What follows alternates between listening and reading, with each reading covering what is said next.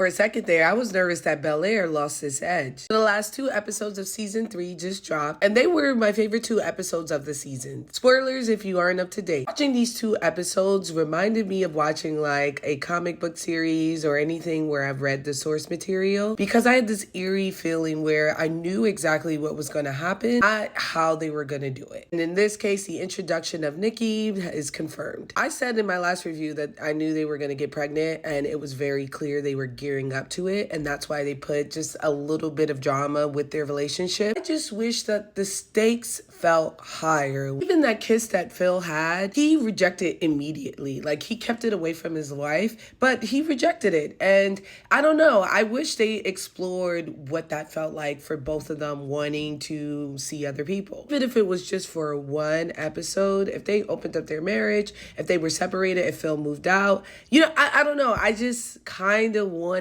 some of that drama to make the payoff of them getting pregnant, bigger. Or a focus on Vivian and her job and how time consuming it is. They just did one line where they were like, oh, we're going to have an empty nest. We're going to have time to ourselves. And then, now they have a new baby. And I know those issues are going to come up where Vivian's like, hey, I'm finally having a career and now I have to throw it all away. Or they have to learn how to adjust. But I don't know if it felt earned. Either way, I'm excited for the pregnancy storyline. Some people don't like Nikki. I do. I thought he was adorable, and I'm excited to see them bring a little chocolate baby up on here. Lil can never read a room. I always found him annoying, and then I realized a lot of it was just him being a teenager that everyone loves and thinks is charming. I personally don't find him as charming as everyone else does, but I get it. It's part of his lore. I was glad that he was grown enough to make that decision to get an investor. I don't think that it was his fault that he got Drew's father. But man, when he brought it up to Lisa and Carlton, I was like, this is the worst time. But I also understood what he was saying, particularly to Carlton. We can't stop our life because your girl OD'd. And I know that sounds harsh, but for Carlton,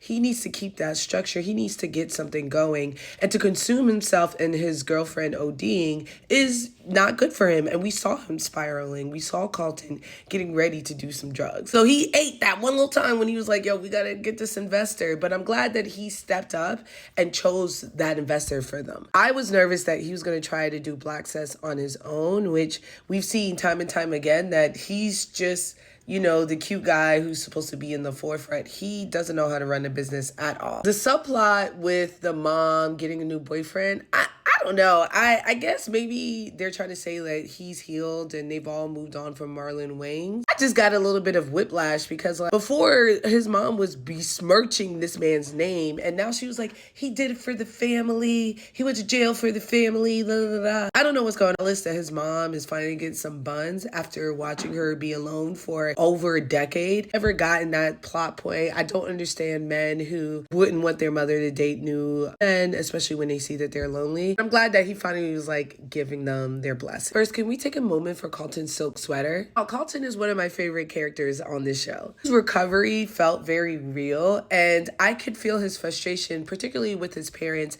and the way that they both tried to restrict him and walked on eggshells at the same time. How frustrated that was, because he was working hard the entire season, and even when he felt those cravings, because let's face it, he has a disease, he, at least the first time, was able to call his sponsor, and the second time, without any additional help, was able to, move on from it. The conversation he had with Vivian where he's like, I know you care for me, and those messages that you push for me really push me to stay sober, was so sweet and adult for such a young boy who watched his girlfriend, who's the center of his life for the whole summer, OD.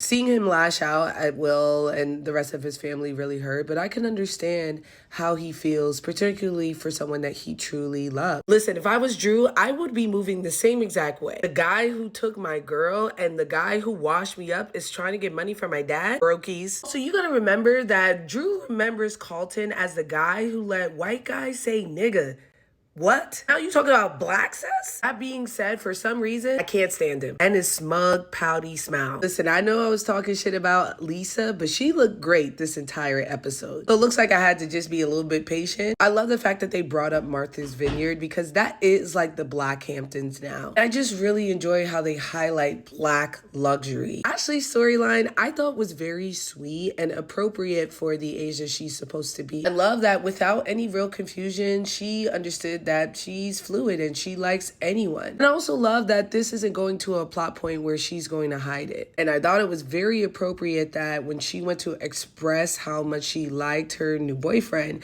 they didn't go in for the kiss because we don't need to see it for someone this young. They went to hold hands. It was sweet, it was adorable, and it was endearing. Also, it looks like Karuchi is going to become a season regular. I'm not mad at it. Hillary was being extra messy, but I kind of understand it. Getting married is scary. In the first reveal, I wasn't quite sure that I liked this wedding dress, but after I saw it, like her walking, the full details, just how beautiful Coco Jones looked, I fell in love with it, especially at the reception where you could see the bow on the back. This is one of those moments that I predicted, but still hit me very hard. And that's when the show does something well, where they know the audience knows where the story is going, but they're still going for an element of surprise or pain or tragedy. I knew the minute she started talking and he stopped responding, he wasn't going to answer. I said the last couple episodes that he was definitely going to die. This still broke my heart. Like, to have them actually get married and to have him die while they're in paradise, I needed a minute. I thought we were going to get him into the next season, my bad. Particularly since they both chose each other. Jazz came in her room on demon time and they overcame their biggest obstacle together. And then he got clapped. Jeffrey's stories felt detached the entire season, and I was a little bit relieved to see that his story is now part of theirs, with Will being kidnapped. I don't know. It just feels derivative. I don't know what I want from Jeffrey. I really don't. I knew from the beginning that he was a roadman or he was some type of like serious, I don't know, I thought he was going to be a spy or something. So I knew that his life in London was eventually going to catch up to him. And I was thankful to see the two actors, Cyborg and Sarah from Being Human, pull up. But this just something about the storyline. I was like, I'm tired of gangsters. I'm here for black luxury, opulence. If we want to make him a roadman, make him a spy, someone cool, someone who's always had money, who's not struggling. And I hate that he was. I hate that he left his family. I hate those aspects of it. Is it compelling? A little bit. I really liked the G-Wagon following them around. And I really love every scene where Jeffrey reminds us that he's the smartest person in the room. I don't know.